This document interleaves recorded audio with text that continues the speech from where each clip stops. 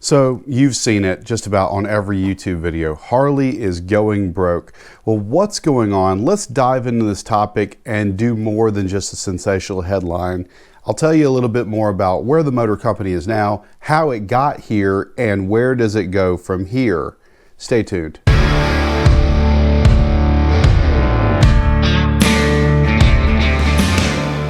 So before we get started, I want to let you know I got a couple great links in the comment section of this video. I've partnered up with Eagle Lights and Daniel Smart Manufacturing in order to give some great discount codes for the Burrow Smart audience. So head over to the comment section, check that out, and save you a couple bucks and support the channel at the same time. Also, I want to give a huge shout out to GoPro. They heard that it was my big 40th birthday and they sent me a birthday card, and it says, "Happy 40th birthday. Thank you for your support. We are excited for what you'll capture in your future adventures, and have a great 40th birthday." So GoPro, thank you very much for the birthday wishes. And I'm capturing this video on my GoPro right now. So great products, love them. I'm not getting paid for this endorsement. I just like GoPro products. So thank you guys. So it's currently early April 2025, and the financial picture for Harley-Davidson, looking back on it, is a little rough. We've seen headlines all over the place about how Harley-Davidson's going broke, losses, falling sales figures, and there are a lot of riders who are wondering what is going on with the motor company. So to really understand where Harley-Davidson is now, we need to take a look back at where they were just before the current era of Harley-Davidson. Around the 2019 to 2020 timeframe, before the current CEO, Johann Zeitz, if I mispronounced that, I'm sorry, but before Johann Zeitz took the reins, Harley was facing some headwinds for sure at this point in time. Sales, particularly in the US market, had been slipping for a few years. They had adopted a strategy called More Roads to Harley-Davidson, which was under the previous CEO, Matthew Levatich. The goal was ambitious: to build 100 new models in 10 years, to expand aggressively into new markets and new segments like adventure bikes and electric bikes, and attract tons and tons of new riders through those innovations. Now, while the ambition was there, the results were mixed. Some felt that the company was spreading itself too thin. Some thought that the company was losing focus on its core strengths and loyal fan base. The stock price really wasn't performing that well, and there was pressure for a change. Then, COVID-19 happened. It disrupted just about everything globally, everything from supply chains, manufacturing, everything like that. So you take the current state of Harley-Davidson at that point in time, and then you throw a change like the pandemic, and things kind of happened. That's when there was a change in leadership at the helm of Harley-Davidson. In February of 2020, Johann Zeitz, who was not an outsider to Harley-Davidson, he had been on the board at Harley since 2007 and had already known some success in turning around the Puma brand. He stepped in as CEO. By May of 2020, the position was declared permanent. Almost immediately, he signaled a major strategic shift in the company, putting on the brakes on several parts of the More Roads campaign and introducing his own plan, first called Rewire, and then formalized later as a 5-year strategy, a bold 5-year strategy called the Hardwire, that was supposed to run from 2021 to about 2025. Hardwire wasn't just a minor tweak, it was a fundamental refocusing of the company from the ground up. It built on 6 key pillars, and understanding these is crucial to understanding the Harley's actions over the next several years. This meant focusing on the highest profit margin models and potentially trimming lower profit margin models as a result. Selective expansion was also one of the key pillars. Instead of trying to be everywhere, Hardwire dictated focusing resources on about 50 key markets, particularly in North America, Europe, and parts of the Asia Pacific, where Harley felt it had the most bang for your buck potential. This meant pulling back or changing operations in some other countries. The next pillar was electric motorcycles. Despite dialing back some of the other expansions, Zeitz doubled down on electric motorcycles, positioning LiveWire as a dedicated electric motorcycle brand and a key part of the future of the motor company. We'll dive into LiveWire a little bit more shortly, but let's just leave it at that right now. Growth beyond motorcycles was another pillar. The company really wanted to put more emphasis on complementary stuff, such as apparel, accessories, Harley-Davidson financial services, seeing those as a way to bring in more income to the company and give a more inclusive brand experience to Harley-Davidson riders. Next would be customer experience. There's a lot of emphasis on the journey of the customer, investing in what the customer would experience, everything from digital platform to being physically present in the dealerships. So the core message of Hardwire was be more focused, be more premium, be more profitable, less volume, higher margins. And so we've seen how this played out over the last several years. Harley-Davidson has positioned itself as a premium brand and has cut out some of its more popular models, seemingly, but for some reason, I guess now we know it's because that they weren't profitable, or at least not profitable enough for Harley-Davidson. Okay, so let's follow the money. How did Harley-Davidson perform under the first several years of Hardwire? Well, coming into 2022, the second full year under Hardwire, things looked quite positive. Full year revenue came in at about $5.76 billion, up about 8% from 2021. Full year net income reached $741 million, a solid 14% increase from the year before. As far as profit per bike, Harley-Davidson highlighted this metric, noting significant improvement since before Hardwire, showing focus on profitability was yielding results on paper. At the time, the company expressed satisfaction with the progress of the Hardwire plan. It seemed like the strategy was doing well. Higher margins were offsetting significantly lower volumes in some areas. Then, in about 2023, cracks began to show in the plan. This is where the positive story started to wobble a little bit. Full year revenue ended up about $5.84 billion. Now, that's actually slightly up from 2022, which seems good on paper. The full year net income profit slipped to about $707 million, down 5% from 2022. So revenue was flat-ish, but profitability decreased. The Hardwire magic was starting to fade. So let's dive a little bit into the quarterly sales figures in 2023 when the cracks have begun to show. Q1 of 2023, net income was strong, $304 million. In Q2 of 2023, sales figures were at $178 million. Q3 was $199, and Q4 of 2023 saw a small profit of $26 million. The full year total was $707 million. The weakness was particularly evident in Q4 of 2023 when compared to other quarters. So when reporting Q4 2023 results, which show the small $26 million profit, which was down sharply from Q4 of 2022 when Harley-Davidson reported $42 million of a profit, Harley-Davidson explicitly stated that North American sales were down, partly due to discontinuing the legacy air-cooled Sportster at the end of 2022. This is key, a direct admission of a strategic decision impacting sales. If 2023 showed cracks, then 2024 saw them widen significantly. Full year revenue dropped sharply to $5.19 billion, down 11% from 2023. Full year net income fell dramatically by 36% to $455 million. And as far as the quarterly breakdown from 2024 versus 2023, net income was down 23% in Q1 of 2024 over Q1 of 2023. The year started off weaker. In Q2 of 2024, net income was $218 million, up from Q2 of 2023. This was an unexpected positive blip, maybe due to shipment timings or specific model pushes like the new CVOs, gaining traction initially. In Q3 of 2024, net income was down 40% from Q3 of 2023.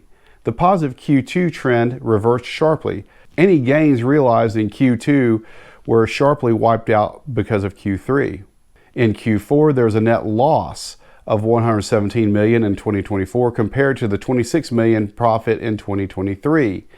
A very tough end to the year. Throughout 2024, especially in the later half, CEO Johann Zeitz consistently pointed to the challenging economic environment, citing high interest rates and cautious consumers as the primary driver for stagnating sales. We also learned that LiveWire posted another operating loss of $110 million for the full year of 2024, identical to 2023's loss. So the clear trend from 2022's strength was a slight weakening in 2023, followed by a significant downturn in 2024, ending the year with a quarterly loss. Okay, so coming back to LiveWire.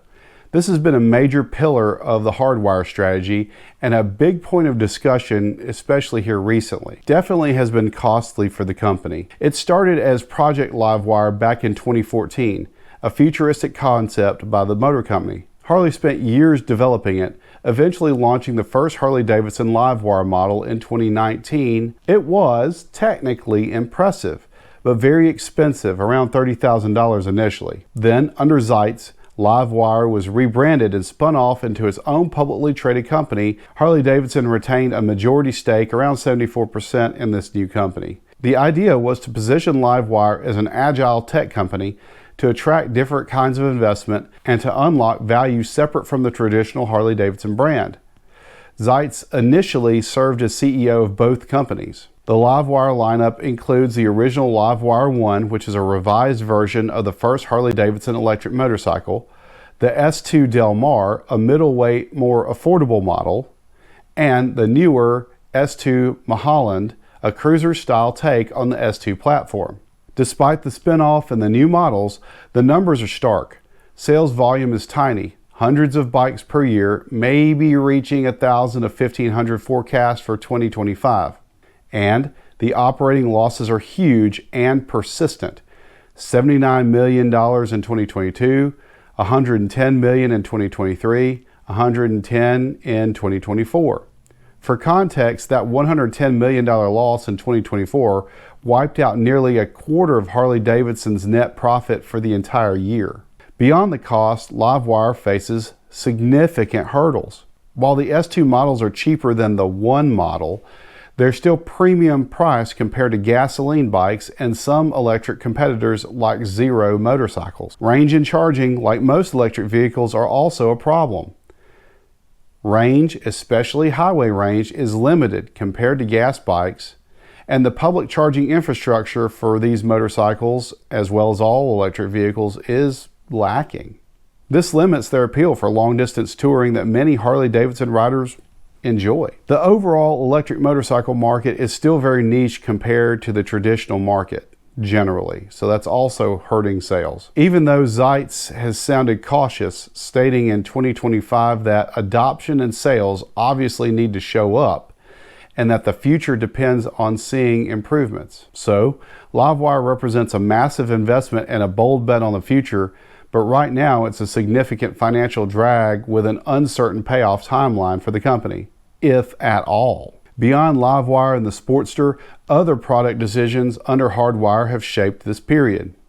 The Revolution Max engine platform was a major departure from traditional Harley-Davidson air-cooled engines. It debuted in the Pan America Adventure bike in 2021. Harley's first foray into this hugely competitive market, dominated by bikes such as BMW and KTM. Reception was positive, technically, but competing in that established segment is tough. The Rev Max engine then powered the Sportster S in 2021 and the Nightster in 2022. These are performance-oriented bikes, very different from the old Sportster. Did they successfully capture a new audience or leave behind old Sportster fans? That's a good question. Sales numbers suggest that, because the new sales numbers don't really replace the old volume of sales in the Sportster line. As far as the CVO goes, in mid-2023, Harley-Davidson launched heavily redesigned CVO Street Glide and CVO Road Glide bikes. These bikes showcase the new Milwaukee 8 121 engine with significant weight reductions, upgraded Showa suspensions, and a fancy new large touchscreen infotainment system. They represent the pinnacle of Harley-Davidson touring, and they come at a hefty hefty price. Starting at over $40,000, this perfectly aligns with the Hardwire goal of focusing on high-margin, desirable products, but it doesn't address the need for volume or affordability. Interestingly, while focusing premium in US and Europe, Harley-Davidson also partnered with Qingjiang in China to develop smaller displacement bikes for the Chinese market, specifically the X350 and X500 bikes. These are aimed primarily at Asian markets and riding schools, representing an attempt to reach new riders in growth markets with more accessible products. It shows a more nuanced global strategy versus premium everywhere. But these bikes aren't really part of the core US market picture. So while the product strategy under Hardwire has been complex, big bets on new engine tech, a push into new segments like adventure bikes, doubling down on the high-end touring CVO market, all while simultaneously phasing out traditional entry points like the air-cooled Sportster and canning some of the more popular, less profitable bikes. Now, alongside these major financial and product strategy elements, there's another level of complexity that Harley-Davidson, like many big brands today, has had to navigate: controversies around its marketing and brand messaging, and that is political correctness. So Harley-Davidson, if you remember, in recent history, has had issues with the woke bike syndrome. There have been a lot of things that have been going on in the company that aren't necessarily representative of the vast majority of Harley-Davidson riders' actual convictions. The company has promoted products and has promoted things and lifestyles and all that other stuff that don't really jive with the Harley-Davidson faithful. And that really pissed off a lot of the customer base. People were going to Indian dealerships and trading their bikes in droves to get away from the brand. There is even more controversial YouTube videos where people were going out and blowing up their motorcycles. So, I mean, it really pissed off a lot of folks. So Harley-Davidson has made some very big blunders in these types of situations recently, and that kind of makes you wonder about the overarching strategy here at the motor company. So let's bring it all together. While Harley-Davidson's leadership is pointing to external factors such as the economy, high interest rates, consumer interest, and while these factors certainly can play a role, that's not the only thing going on here. Harley-Davidson's downturn can't really be pointed at external factors because there's a lot of internal factors such as the Hardwire strategy that were major contributors, potentially making Harley more susceptible to any external pressures it may have felt. Doubling down on premium motorcycles, cutting out affordability, maximizing profit margins over mass volume sales. Harley-Davidson's really alienated some of the more affordable bikes here in the market and has alienated the customer base that were buying those affordable bikes. It's great to buy a motorcycle when the economy is booming, but when belts tighten, it makes it harder for folks who really want to buy motorcycles at an affordable price. Even though you're not making that much bang for the buck, still having the brand out there makes it a lot harder for those folks. Also, continuing to focus on LiveWire, even though it's a drain on the company, has really made a few people question about the leadership, what's going on here, why there's so much focus on LiveWire when there's really no interest in it. R&D for the new Revolution Max platform and the new CVO engine represents significant investments that need strong sales numbers to deliver returns on those investments. There are external economic challenges, but the company's made a few moves that have positioned itself really poorly to weather some of these significant economic challenges. And all of that brings us back here to where we are today, early 2025. We ended Q4 of 2024 with a loss. Harley's own forecast for this year is cautious, expecting motorcycle revenue to be flat or even decline by up to 5%. It's not really a prediction of a strong rebound here. The Q4 results announcement led to a drop in Harley-Davidson's stock prices, showing that Wall Street shares some of these concerns.